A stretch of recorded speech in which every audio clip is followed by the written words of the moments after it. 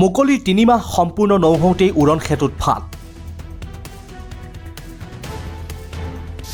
মেৰামতিত আখুৱাহ থকাৰ বাবেই মেলিছে ফাট। উন্নয়নৰ স্বাৰ্থত ৰাইজৰ সুবিধাৰ্থে চৰকাৰে নিৰ্মাণ কৰিছে ইখনৰ পাছত সিখনকৈ উৰণ সেতু। কিন্তু কিমান বিজ্ঞানসন্মতভাৱে নিৰ্মাণ কৰা হৈছে এইসমূহ উৰণ সেতু? কাৰণ নগাঁও কামপুৰৰ উৰণ সেতুত মেলিছে এতিয়া ফাট। এইখন হৈছে নগাঁও কামপুৰ উৰণ সেতু। চলিত বৰ্ষৰ ৩০ মাৰ্চত মুখ্যমন্ত্ৰীয়ে উদ্বোধন কৰিছিল উৰণ সেতুখন।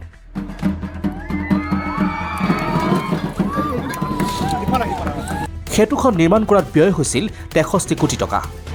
কামপুৰৰ ৬৩ কোটি টকাৰ ব্যয়েৰে নিৰ্মাণ কৰা এই উৰণ সেতুৰ এটা অংশত এতিয়া ফাট মেলি বহি যোৱাত চিন্তিত হৈ পৰিছে স্থানীয় ৰাইজ।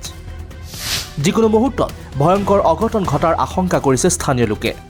যিটো টাৰ্ণিং সোঁচাইডে যিটো টাৰ্ণিং বস্তুটো দাবি গৈছে, এইটো বোধ কৰি যিটো আমি গৈ আছোঁ এইটো ভৱিষ্যতত কেতিয়া আৰু মানে দাবি যাব পাৰে।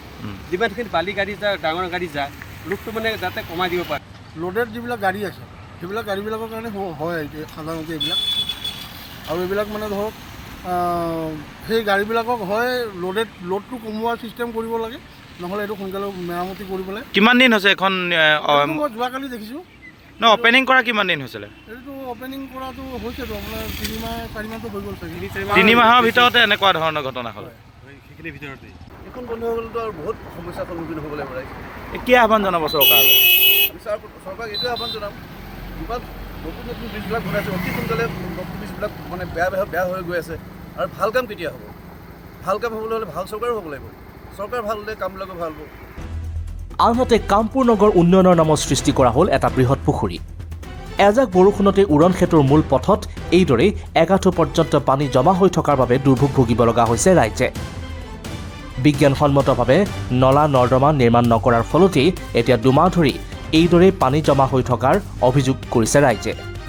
স্থানীয় লোকে শীঘ্ৰেই উৰণ সেতুৰ ফাট মেলা অংশ মেৰামতি কৰিবৰ বাবে দাবী জনাইছে।